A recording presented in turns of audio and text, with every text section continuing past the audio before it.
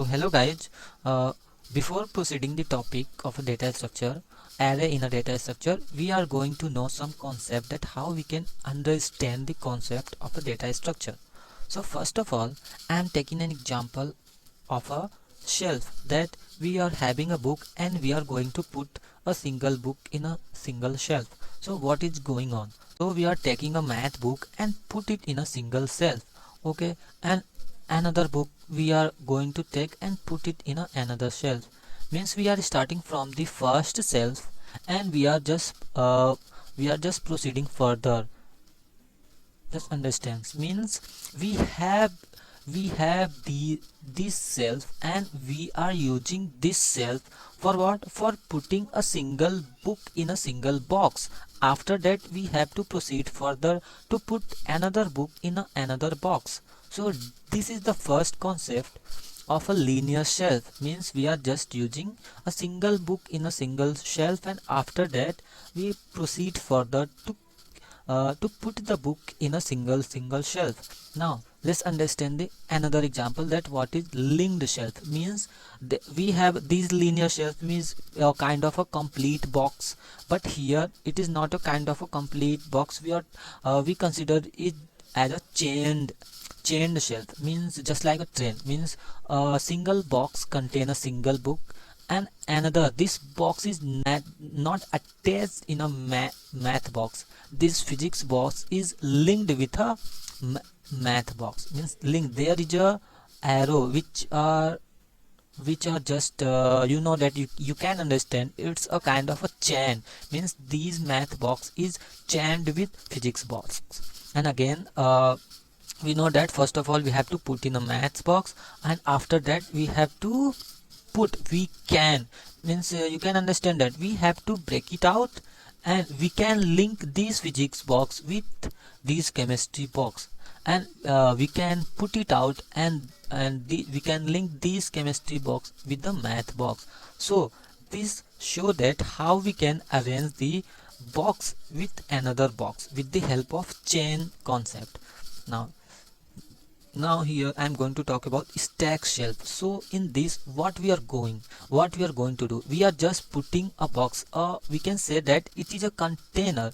Means first of all we have to put English, and after that we have to put computer book, and after that we have to put chemistry book, and after that we have to put physics books, and lastly we put math book. So we can say that it is a kind of box.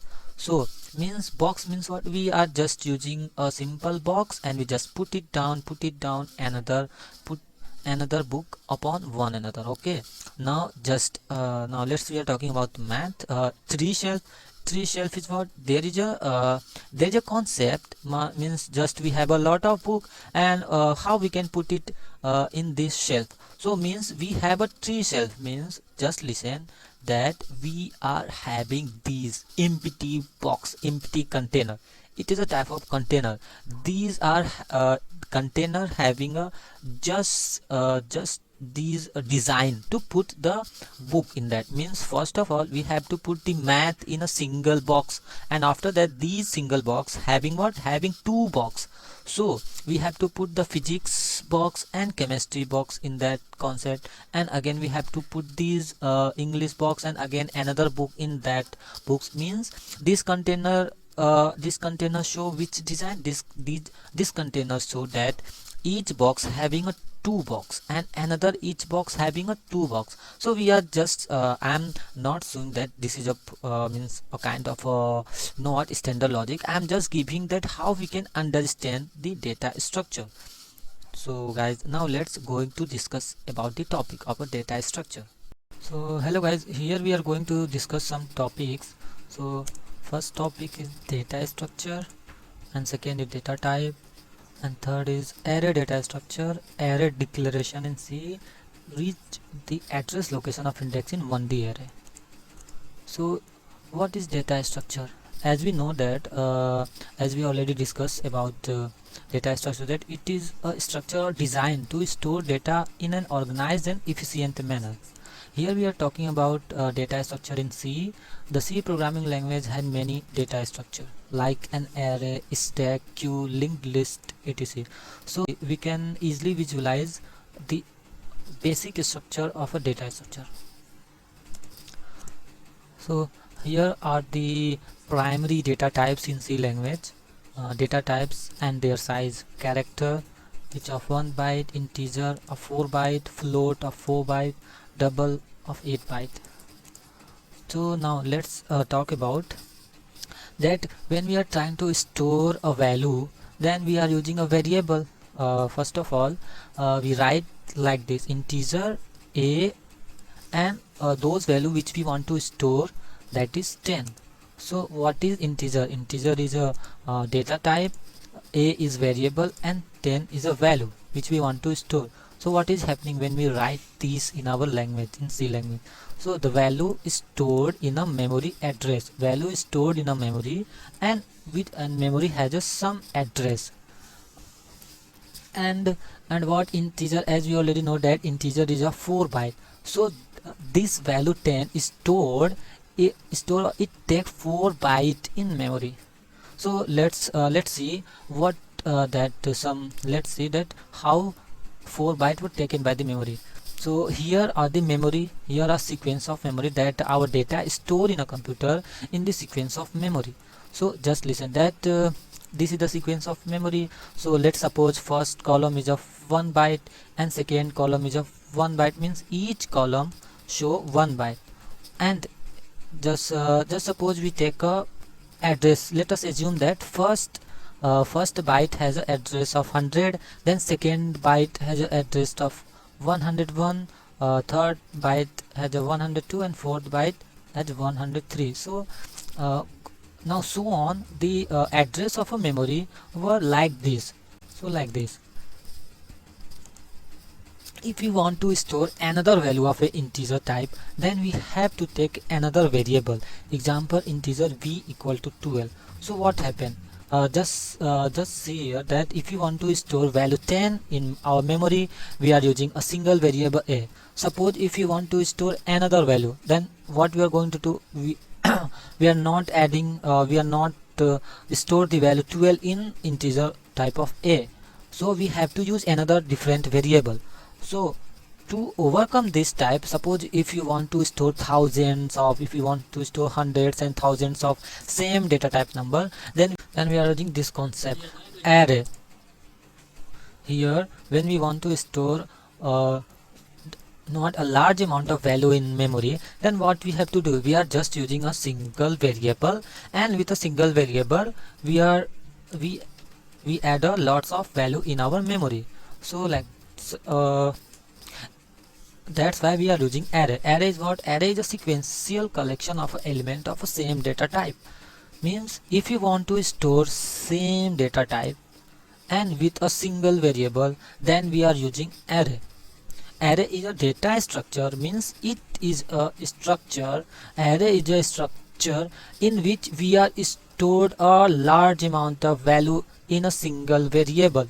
Means a type of structure which provide you to store large amount of value. That is why array is used in our programming language. Declaration of an array. So we declared array, means a array and square bracket, and we define the value 10, which is the size of an array. Means we have to show that our array of which size. So that's why we are using integer data type, and means which type of value you want to store. If you want to store character, then use character type.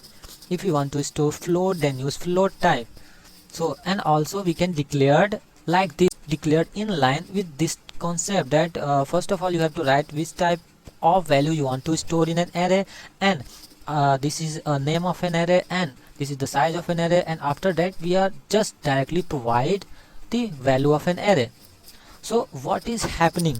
So let's see that this is of integer type and means the each value inside an array is of same type, and with of which type, this is a integer type. So integer is a 4-byte value, means each value has what, each value is of size 4 byte. So that's why 6 is stored in a memory and taking what, and taking 4 byte in memory, 4 byte space in memory, means 2 is of also 4 byte, 4 is of also 4 byte, and 3 is of also 4 byte. So now let us see that as we previously discussed, as 6 is taking 4 byte, means if the memory has a base address of 100, then first address of that memory is 100, and these 4 byte 101, and after that this box is of 1 byte, then these are taking 101, and this is of 102. That's all, that's so on. So that's why here we are processing that how the value is stored in an array. So that's why, means the all value is stored sequentially. Just see that each value is stored sequentially, means after 103 the value stored in the next memory slot. That's how. And just listen that in memory the decimal number is stored in the form of binary number.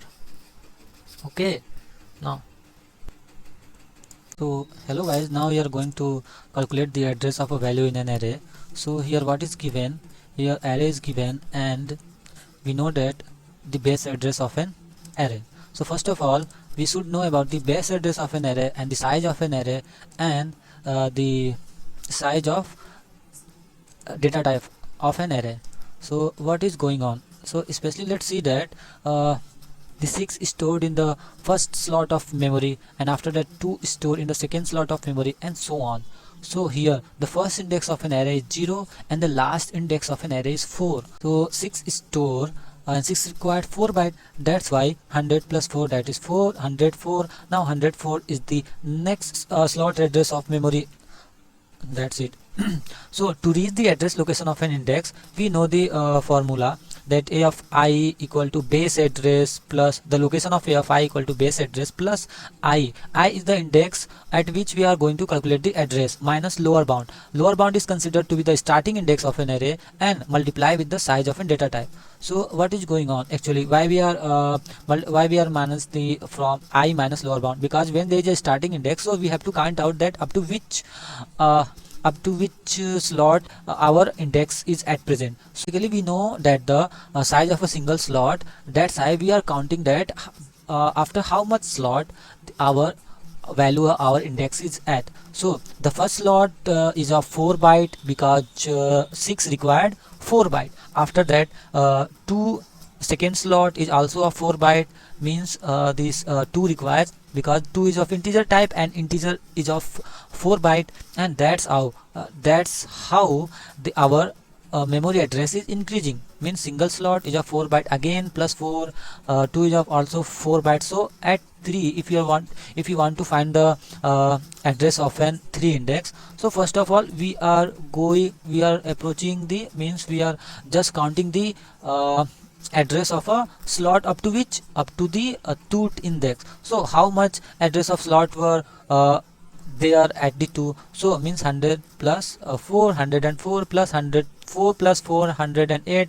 plus 108 plus 412. So 112 is the base address of 3. So simply we are just using the concept of that, and we are making a formula according to the concept of that approaching. So that is a of I equal to base of address plus I minus lower bound into multiply the size of a data types. That's how we calculate the base address of, we are calculating the address of that value in an array. Example, if we try to find out the array of 3, then base address plus 3 minus 0. Here 3 is the index at which we are calculating the address, and 0 is the starting address. 3 multiply with 4, because 4 is the size of an integer type. So 3 block, after the 3 block multiply with the size of 4, it gives you the address of that location before the 3. That's how we are calculating the 112, the address of that location in an array. Thank you guys. If you understand this video, if you like this video, then please like it, subscribe it, and share it in your friend. Thank you so much.